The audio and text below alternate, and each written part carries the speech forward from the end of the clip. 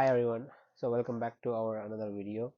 In this video we are going to discuss about some things that you shouldn't do when you're in Canada, especially when you're a newcomer, either a student or a permanent resident. There are some things that I felt like I should have known when I came here, and there's only few people that will tell you these things. So I'm gonna go and discuss some of these things with you, and let me know if they're helpful or not. So let's get started without wasting any time. So the first one and the foremost thing that most people don't understand is when you come to Canada, you feel like everything is just easier to buy because you can rent everything, you can put your payments in every month, and then you don't have to pay a lot of money upfront. So many people go and buy cars. I mean, it's only 500, you are paying 500, 600 in 2 weeks, which is not a lot of money. But when you are doing all these payments for, let's say, 26 payments in 1 year, and then you're paying for 3 or 4 years, so that ends up a lot of money. So try and not do that, and especially for students who are coming recent years. So you have a lot of fees that you need to pay, plus then you have a lot of expenses as well. So you need to be careful when you're going out. If you want to buy a car, buy a cheap one for $4,000 or $5,000. Use it for 2 years, 3 years if you can.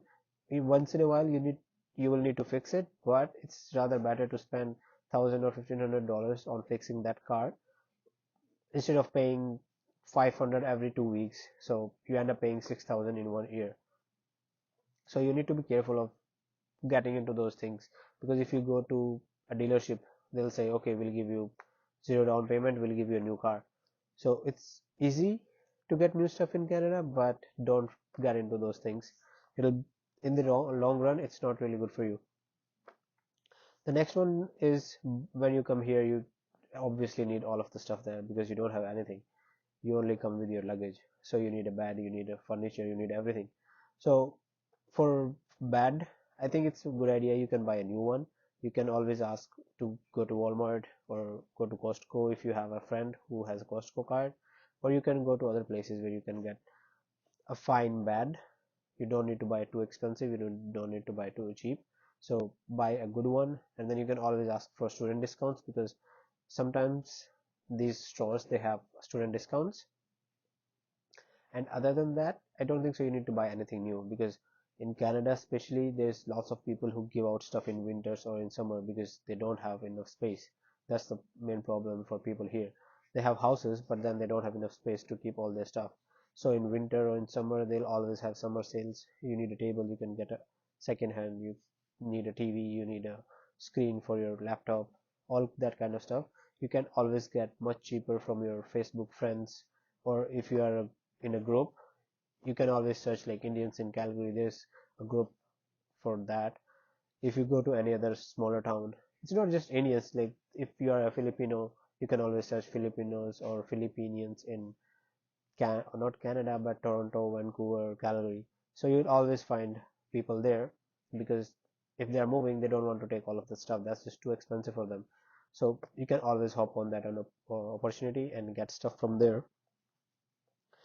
So, and the third one is, don't spend a lot of money on your rent, because when you come in Canada, the main expense you have is rent. So if you are spending more than $500, $600, that's, you are getting nothing in return. You're just getting one room. So I think it's better if you are a student, you can live in sharing, pay 300, 400 for that room, and save like $200-300 every month, because at the end of the year you'll have $3,000 that you didn't pay in rent, but you have it for yourself. So at least you are not spending that, you are not spending that money in vain that you paid for rent, because that's just going into the drain. You're not getting anything in return. I mean, you're getting a nice place, but again, you can live without a nice place for a while when you are in early years of your life, especially in Canada. I mean, obviously, if you have a lot of money, then you don't need to care about those things, but that's just something I think is good for you when you're coming here.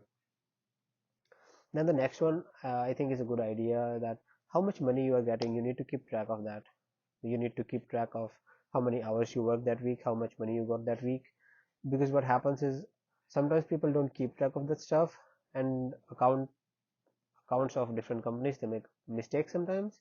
So I think it's a good idea to keep track of all the money that you're getting, because what happens sometimes, if you don't get enough money, then you can go through your paychecks and see, okay, for this week I think I got a little bit less.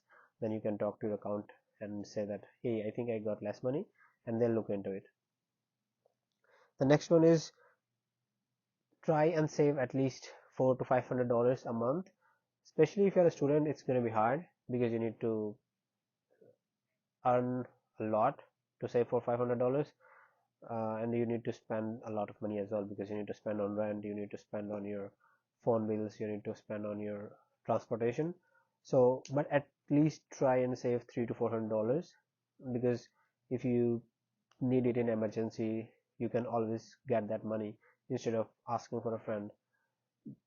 Because sometimes you have nice friends, they'll help you out, because you all but always you don't get those friends that can help you out in emergency situations. So it's always nice to have some money on the side for yourself.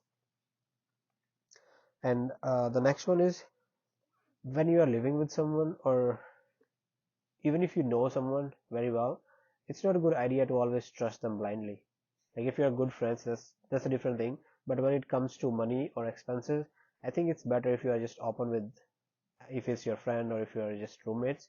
I think it's just better if you're both open with each other, like, okay, that's how much I can spend, and then you plan according to that, instead of them buying something that you don't need and then splitting that. I've seen that happen sometimes, and then the other person is not going to say anything. They'll be like, okay, that's like $200, but that's not about $200. That's about the thing that you need to spend your money on. You can spend that $200 on something else much better that you need. So I think it's nice to just speak up and let them know that, okay, I'm not good with this idea, or I'm not happy with this idea. And the next one is buying new phones. Like I know people in India, when they come to Canada, they're like, okay, I'm gonna buy a new phone. I did that, but don't go out and buy the most expensive phone in the market, because what ultimately happens is that you're paying $150 every month just for your phone. So if you want a good phone, you can always go and buy a good phone, but then again, always be in your expenses limit. Don't spend too much, because if your limit, let's say, is $500 every month, out of that 150 is going for your phone. So ultimately, you're left with $350 for that month. So, and those payments are for, I think, 24 months. So you're paying $150 for 2 years. That's a lot of money after, if you calculate everything. It's nice to buy stuff, I get it, but you always need to prepare yourself for the for stuff that you don't know might happen to you or to your friends. So you always need to save some money, and you need to have some money on your side for your fees, for your other expenses. So I think that's it for the money part. And let me know in comments what you think about it, and if there's anything else that you think might help you, please let me know. I'll try and sort that out. And thank you for watching the video. Please share and subscribe.